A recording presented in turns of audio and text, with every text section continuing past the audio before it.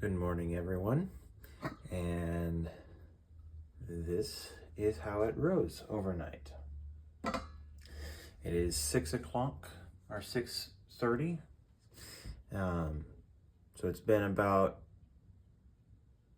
8-10 hours since I made the dough, and it's risen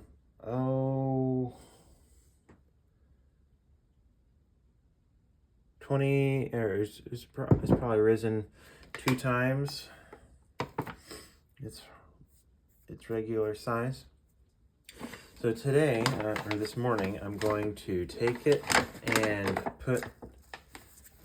take some flour and sprinkle it across the countertop. I'm just flicking it, but that seems to work for me. And I'm also going to take a little bit of it and we're going to put a tiny bit of it on the top. Now, I'm using whole wheat flour, but you can also use gluten-free flour if you don't want to add any extra gluten to your dough, since this gluten is already developed. Many people do not like to add extra gluten to it since it's already got the gluten developed.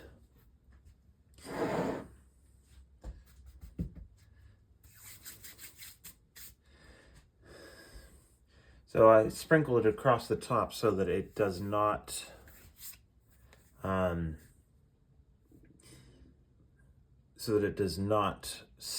stick as much. So what I'm going to do now is I'm going to work my way around the bowl with my bowl scraper, and I'm going to try to free it up from the edge of the bowl. We're trying to be very gentle with it this morning, and we're going to take it out of the bowl. So we're not trying to let any air out. So if you lose a little bit, it will lose some.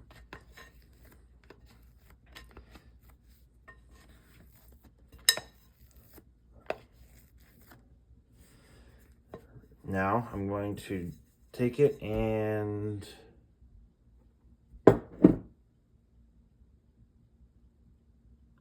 it'll just go. It's fallen of its own accord.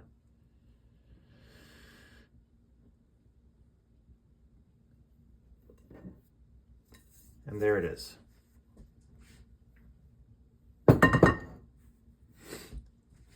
So what I'm going to do now,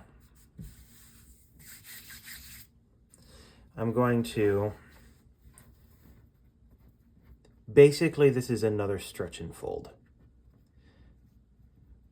But our focus is, instead of stretching, it is on shaping the dough.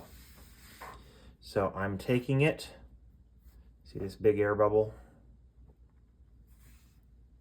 I'm taking it and folding it over more than stretching.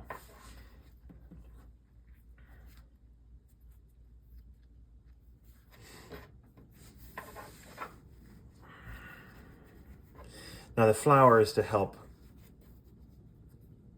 keep it from sticking to the counter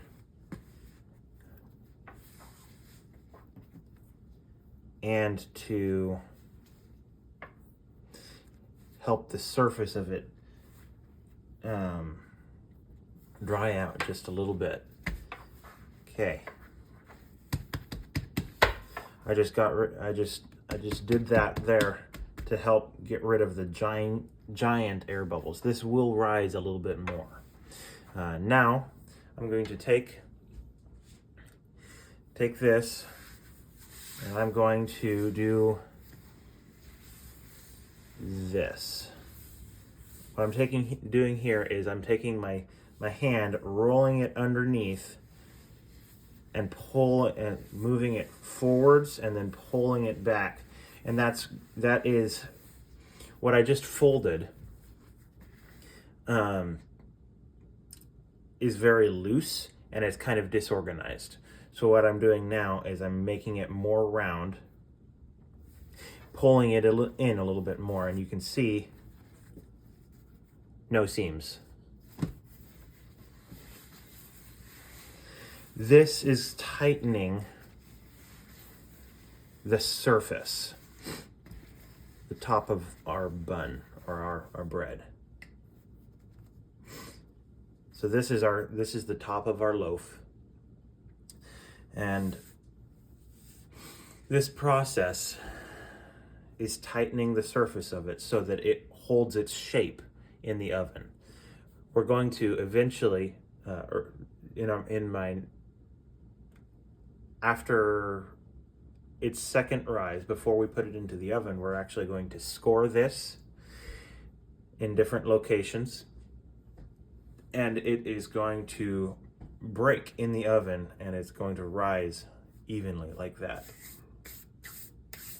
All right, so I'm going to take the bowl again and just cover it for 10 minutes. In the meantime, I'm going to take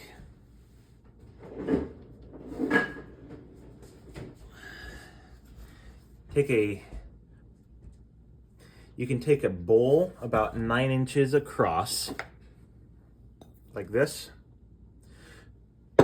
or if you have a bread basket, you take a cloth, just a tea towel or a paper towel, and you sprinkle a little bit of flour on that, and just make sure it fits in there. That's a good shape for the bread. I'm going to use one of these because it's already got the towel equipped. And I'm going to lightly flour it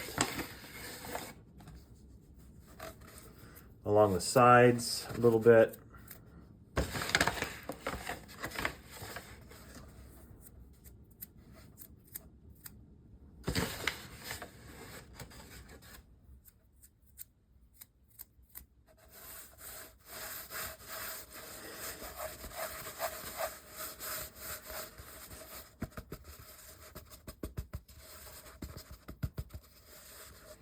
All right, so in about 10 minutes, I'm going to shape this thing again, and then we're going to immediately stick it into the bowl, and it goes into cover it and put it into the refrigerator. And you can keep it in the refrigerator for up to 2 days is recommended, but I typically do it for about 8-10 hours, so that this is called the second rise or proofing stage. In this time, your flavor develops a lot more, and your crust. If you bake your bread straight from the refrigerator, the crust will be more crunchy,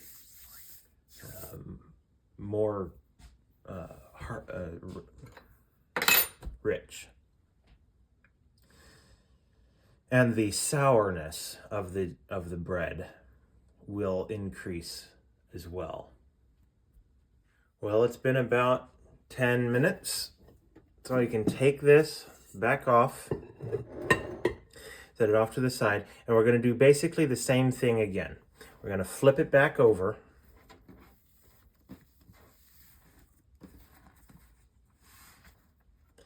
and fold it into the center again. Work your way around the edges,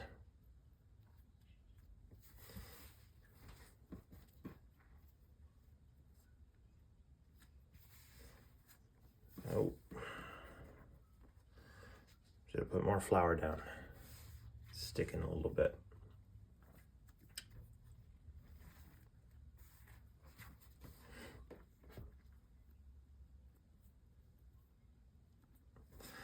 Put it back, roll it back over, and again with the same rolling technique.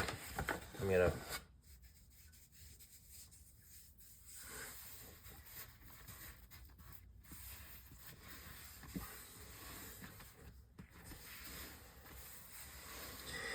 You can also do this with a scraper, a bench scraper, or a bowl, a bowl scraper, and that helps to get under it a little bit better.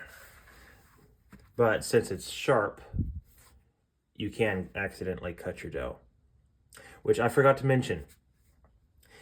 In the previous step, if you wanted to divide your loaf in half and make two smaller loaves, you would do that in the last step. This is the final shape, this final shaping process right now. I'm going to take this and immediately put it into this is called a banneton. I'm going to immediately put it into my banneton and put it into the refrigerator. Now you see how tight it is, the surface of this thing is? We want that. We want to keep that, and we're going to put it in there. So I'm going to take it